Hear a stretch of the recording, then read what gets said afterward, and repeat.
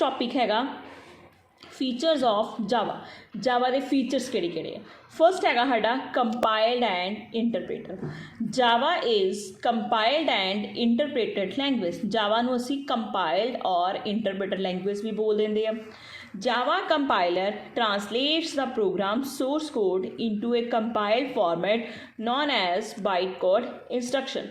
Java compiler ਦਾ ਕੰਮ ਕੀ ਹੁੰਦਾ ਕਿ ਇਹਨੇ ਪ੍ਰੋਗਰਾਮ ਦੇ ਸੋਰਸ ਕੋਡ ਨੂੰ ਇੱਕ ਇੱਦਾਂ ਦੇ ਫਾਰਮੈਟ ਦੇ ਵਿੱਚ ਕਨਵਰਟ ਕਰ ਦੇਣਾ ਜਿਹਨੂੰ ਅਸੀਂ ਕੰਪਾਈਲਡ ਫਾਰਮੈਟ ਬੋਲ ਦਿੰਦੇ ਆ। ਕਨਵਰਟ ਕਰਨ ਦੇ ਲਈ ਜਾਵਾ ਕੰਪਾਈਲਰ ਨੂੰ ਯੂਜ਼ ਕੀਤਾ ਜਾਂਦਾ। ਉਸ ਫਾਰਮੈਟ ਨੂੰ ਅਸੀਂ ਕੀ ਬੋਲ ਦਿੰਦੇ ਆ, ਬਾਈਟ ਕੋਡ इंस्ट्रक्शन बोलते हैं। मतलब कि जावा कंपाइलर का काम की आ कि सोर्स प्रोग्राम के सोर्स कोड नूं कंपाइल्ड फॉर्मेट दे विच ट्रांसलेट करना जिन्हों असीं की कह दिंदे आ, बाइट कोड इंस्ट्रक्शन बोल दिंदे आ। Byte code instructions can be executed by using Java virtual machine on any system. Java virtual machine दे नाल की आ कि असीं किसी भी सिस्टम दे उत्ते बाइट कोड इंस्ट्रक्शंस नूं एग्जीक्यूट कर सकते हैं। कि JVM Java Virtual Machine is an abstract computing machine that is used for interpreting compiled byte code instruction।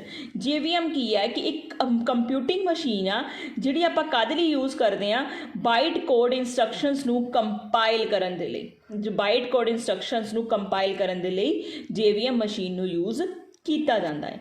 कि जावा इंटरप्रेटर का काम की है।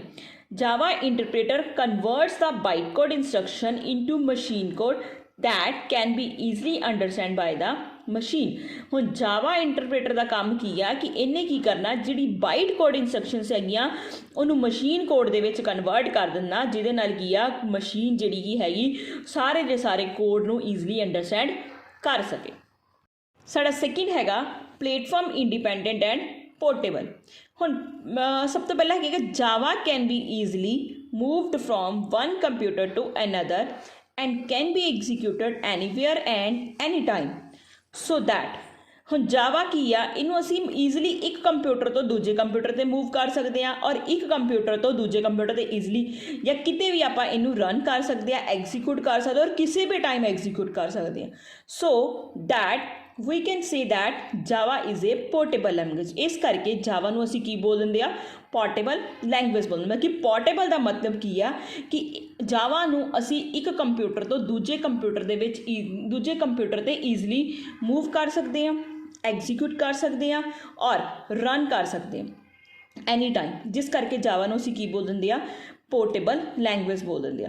It is a platform independent language. इनू असीं प्लेटफॉर्म इंडिपेंडेंट लैंग्वेज भी कह दिंदे आ क्योंकि the coding of Java is written in only notepad. क्योंकि जावा की जिहड़ी कोडिंग की जाती है उन्होंने नोटपैड उपर भी आप कर सकते हैं। इस करके असीं जावा नूं की बोल दिंदे आ, प्लेटफॉर्म इंडिपेंडेंट। प्लेटफॉर्म इंडिपेंडेंट मतलब कि आपां किसी भी प्लेटफॉर्म उपर चला सकते हैं क्योंकि ये कोडिंग की है सिंपली नोटपैड दे विच हुंदी है। नोटपैड हर कंप्यूटर दे विच, हर PC दे विच पहला तो ही अवेलेबल हुंदा। नैक्सट साडा हैगा third point object oriented approach.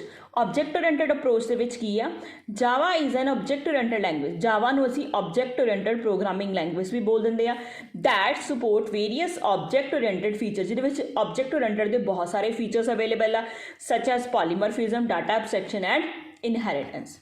Next साडा पॉइंट हैगा distributed. Java is designed as a distributed language. Java नूं जिहड़ा डिज़ाइन किया गया वा वो एक डिस्ट्रीब्यूटेड लैंग्वेज के फॉर्म दे विच डिज़ाइन किया गया for creating application on network. कि जिहदे नाल की आ आपां किसी भी नैटवर्क ते एप्लीकेशन नूं क्रिएट कर सकते हैं। It has ability to share data and program. ये इदां दी अबिलिटी हुंदी आ जिहदे नाल असीं की आ डाटे और प्रोग्राम नूं ईजली शेयर कर सकते हैं। जिस करके असीं जावा नूं डिस्ट्रीब्यूटेड लैंग्वेज भी बोल दिंदे आ क्योंकि ये जिहड़ियां भी ऐप्स या एप्लीकेशन क्रिएट की जाती आ उन्होंने आपां किसी भी नैटवर्क उपर क्रिएट कर सकते हैं, उस डाटे नूं शेयर कर सकते हैं और प्रोग्राम नूं शेयर करवा सकते हैं। नैक्सट साडा हैगा सिंपल एंड स्मॉल। जावा की एक सिंपल और स्मॉल लैंग्वेज है।